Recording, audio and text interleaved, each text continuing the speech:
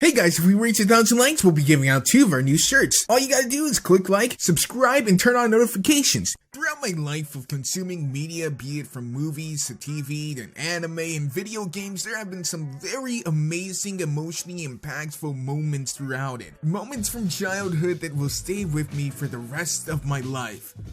Or at least until I develop Alzheimer and forget my own name. My name's Moliminous. Join me as we count down some of the top 10 memorable moments in anime and cartoons. Number 10. Now, Dragon Ball and Dragon Ball Z were probably one of the first shows that I was critically watching as a kid and actually really anticipating the next episode. Sure, we got like 5 minutes of fighting and like the rest was all screaming and build up, but it was worth it. For some reason we were hooked. That moment when Goku first ascended to Super Saiyan was amazing. It was just unexpected, and the whole transformation thing was new and fresh. And then they did it like 5 other times, kind of belittling the first time it happened. I mean, by the time it got to the 3rd Super Saiyan version, the hype was kind of dead. But that first time is so iconic. The whole transformation sequence was brought on by the fact that Krillin was killed, a thing that will happen does happen quite often as the series goes on, and it was back when deaths kind of still had meaning. One of the flaws of the show is that they've kind of devalued death. Not only can they come back to life, but we've also seen that being dead is really no different than being alive. In fact, there's entire fighting tournaments and everything for the dead. It was still an incredibly iconic moment for a lot of kids out there. Number 9. So I have to obviously give something to MLP. MLP does actually have some pretty iconic moments in it, despite its poor writing in later seasons. MLP is, for better or worse, a big part of my life. And one of the moments that I actually have to give credit where credit is due is when Twilight Sparkle's house is actually destroyed. A lot of the times we'll see people lose things in animes and movies and TV shows, and they get it back or they get something better. And while yes, Twilight does get a crystal castle, it's still not the same, and in fact she expresses her displeasure for that. But that was the first moment of true loss that I saw in the show, when the home that we've been accustomed to for so long is destroyed. The thing that's in the intro, the place where we've seen so many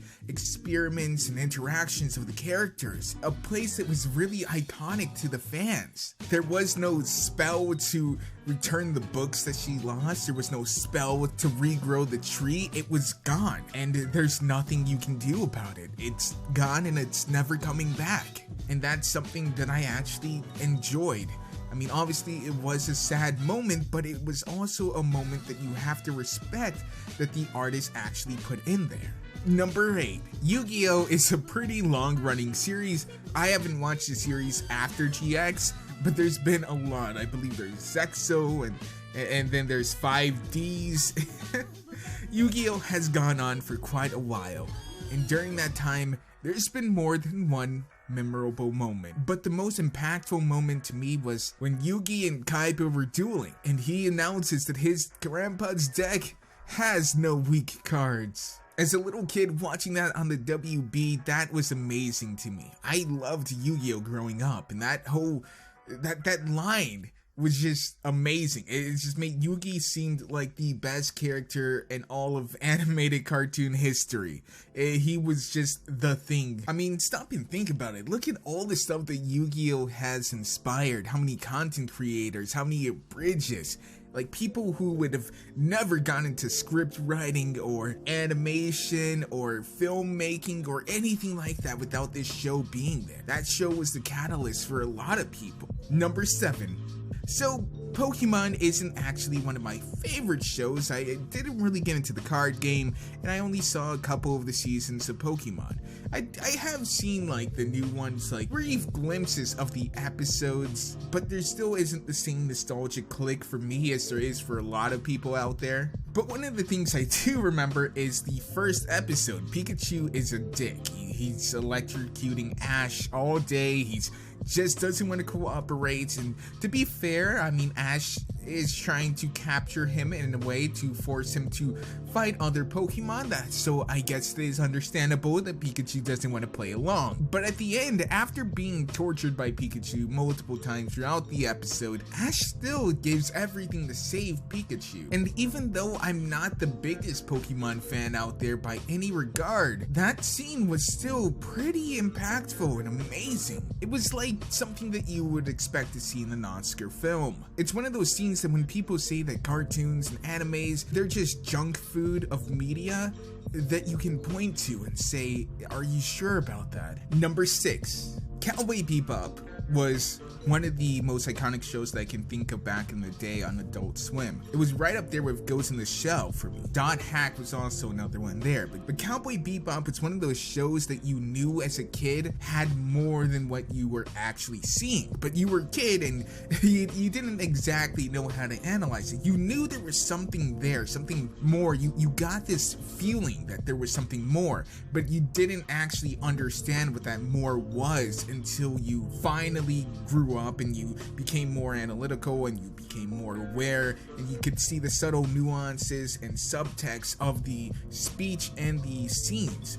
The very ending scene of Cowboy Bebop, where he actually dies, is probably one of the most iconic scenes that I can think of from anime in that time period. I'm talking about Western, obviously. That moment has been dissected and explained by so many different people in so many different ways that the pure fact that it's caused as much discussion as it has cemented its place in history forever, because that is a quintessential piece of thought-provoking anime. When something actually causes discussion like it has, that means that form of media has done its job correctly. Number 5.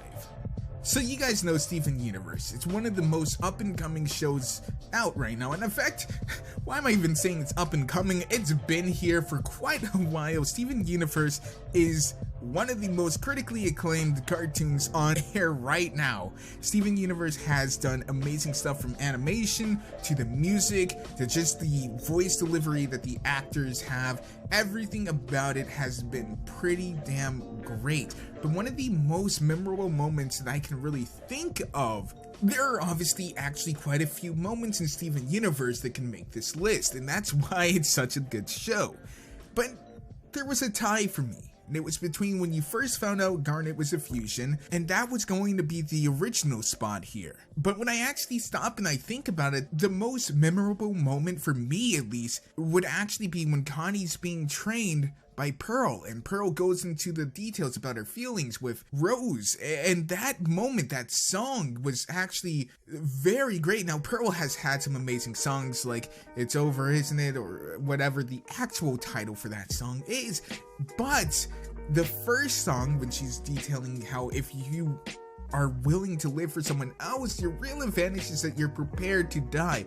That moment detailed so much emotion about Pearl and the characters, and it really added depth to her as a person. Pearl is a very intricate character that is probably one of the deepest of the show. They all have very deep roots. They all have very emotional past and very thought-provoking lines in this show. There's obviously a lot that went into designing these characters' backstories and just the writing in general. But Pearl's first song there, that was just amazing. Number 4, another hot show out right now is Adventure Time. You can probably figure out why. Adventure Time is kind of a surrealist, absurdist humor kind of show, but it's not too weird where it's in the realm of Uncle Grandpa. There's a lot of things about it though that intrigue people, and kids and teens and adults. The humor is just great. Everyone loves that. The art style is very fun. It can be seriously drawn, but it's also cartoony at the same time. But one of the most memorable parts to that is actually the flashbacks between Marceline and the Ice King, when they're actually going back and they're detailing how the world first died, how how life was when the bombs first dropped, and how the Ice King, for all he is now, was actually an amazingly great guy, Simon, who took care of Marceline. Those flashbacks actually were something that I was really enjoying in Adventure Time. In fact, I would love to see a just dedicated season of just going back and just their adventures of the world when the bombs first fell. That is something that I really want to see. And I'm sure they're going to detail some of that stuff later on, but that is something that I'm highly interested in. And that was very iconic. In fact, I remember turning on the TV one night, and I couldn't sleep. In fact, that's why I got into Adventure Time as deep as I did. And it was that episode that was playing when they were running, and I could see things like the tanks in the background, and what they were placing in the background told a story, and it gave us all kinds of hints and clues as to how the world was and how it got to where it is now, and that to me was amazing. And just from that one bout of insomnia, I became hooked on Adventure Time. Number 3. Hunter x Hunter is also a kind of new anime. It's not really new. I believe 2011. Like, it had the tag 2011. I'm not sure why they put that tag. That seems to be a thing that some animes do now. I'm not sure why they did it. It kind of dates it, because now if you look back, it's like 6 years ago. Not nearly as new as Steven Universe or Adventure Time or any of those shows. So it's kind of old. But one of the arcs actually had to do with the bugs, if you guys remember that arc. And this isn't really a spoiler, because once again, it's quite a few years old. But one of the characters there, Miriam, or King Miriam, was pretty much their version of Cell. He was pretty much perfect, and he was able to take down just about everyone Hunter's association. There was no one who could really stop him. In fact, you've probably seen him in 1 Minute Melee and stuff battling Cell, and he just completely destroys him. There's a lot of moments that would suggest that Miriam is just way more powerful than Cell. So how does this person die? Because he lets himself die, essentially. I don't want to go too far into it. He's playing a board game with a young girl, a blind girl, and she keeps on beating him. And this is the first time that he's actually fought someone who he can't actually beat. And the stakes of the game were he has to fight for his life. That was the stakes, and the girl is simply okay with this, because she says, if I lose, I would no longer be the world champion. And because of the small pool that this game has, only the person who is the very best can make a living off of it. And if I am no longer the best, then I will only be a hindrance to my family, and therefore it would simply be better for me to die. And there's just so many emotional moments in that entire arc regarding that. And it's weird, because he's supposed to be the villain, but at the same time, you see a different side of this person. And it's not the first time an anime or cartoon has done this, but in the way that it's done, I actually was extremely conflicted as a viewer. And it was very well done. It was a moment that will probably live on with me for quite a while, that I will be measuring other villain arcs with from other shows that I watch. Number 2. Gurren Lagann is probably one of the most popular animes out there that people constantly talk about. It's one of those animes that, even though it's popular, like the kids on /A don't hate it back. Number 1. So Teen Titans is a great show. I'm sure a lot of you guys know it, judging by the hate you guys have for Teen Titans Go, which is a completely different can of worms that I don't want to get into, but I will say that you guys need to at least give it a shot. Come on, don't be so butthurt. But Teen Titans, the original Teen Titans, did have some very serious moments in it. Very serious for what was actually on Cartoon Network. It wasn't even on Toonami. But there was a moment where Raven's birthday happens, and obviously she is supposed to be the portal for Trigun to come to the Earth to turn everything into lava and destruction and sadness. But there was a moment that just shocked me because of how violent it actually was when Raven was just dripped so that her tattoos would show the marks of Trigon.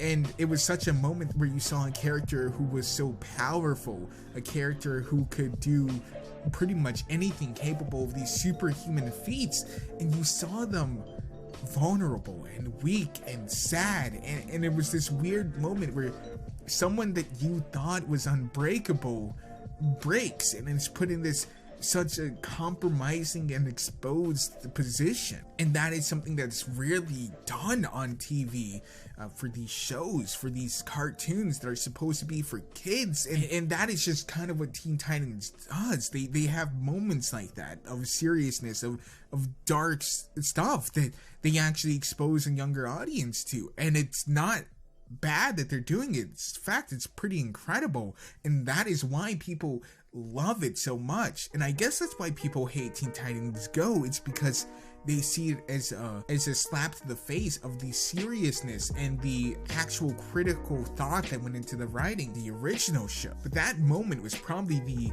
the most impactful moment that I can think of. Anyways, guys, that's my list. I hope you agreed. I'm sure you guys have plenty of other lists out there that you guys probably would have done, but please let me know what you guys would have put on this list. I'm interested to see. I asked in the Discord, and there was quite a few suggestions for things. I didn't end up using any of them except for the Hunter x Hunter scene, which I was playing around with in my mind already, so I know there's quite a few. So be sure to let me know what you guys think down below, and be sure to like the video if you enjoyed. As always, it's been Faith or Moliminous, and I'll see you guys later. Hey.